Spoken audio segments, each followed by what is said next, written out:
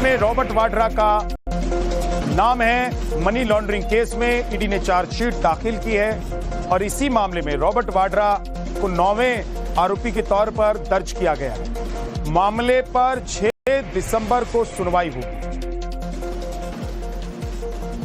ED ने money laundering के मामले में जो चार्जशीट दाखिल की है उसमें 9वें नंबर पर रॉबर्ट वाड्रा का नाम है।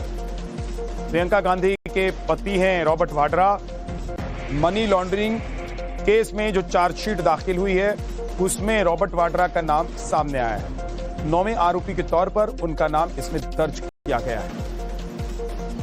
रॉबर्ट वाड्रा की मुश्किलें बढ़ सकती हैं इससे, क्योंकि मनी लॉन्ड्रिंग के मामले में अब उनके खिलाफ चार्जशीट दाखिल की गई है और चार्जशीट में उनका नाम आने का मतलब है कि अब इस मामले में उन्हें कानूनी प्रक्रिया का सामना करना पड़ेगा।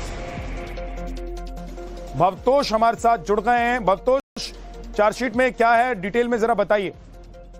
देखिए, ये चार्जशीट जो इन्फोर्समेंट डायरेक्टरेट ने फाइल की है, ये चार्जशीट इन्फोर्समेंट डायरेक्टरेट ने रॉबर्ट वाड्रा के ऊपर की है। ये संजय भंडारी का ब्लैक मनी का केस है। इसमें चार्जशीट जो थी, पहले संजय भंडारी के खिलाफ इनकम टैक्स का एक केस था जिसमें ब्लैक मनी का केस था।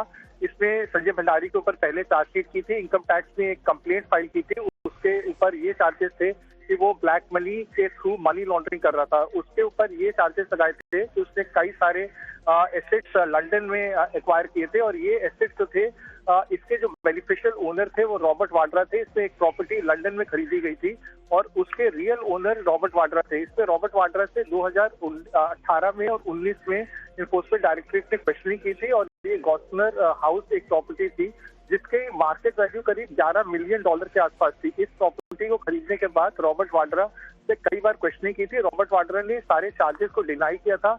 आज इन्फोर्समेंट डायरेक्टरेट ने रॉबर्ट वाड्रा के खिलाफ चार्जशीट फाइल की थी या प्रोसिक्यूशन कंप्लेंट फाइल की थी।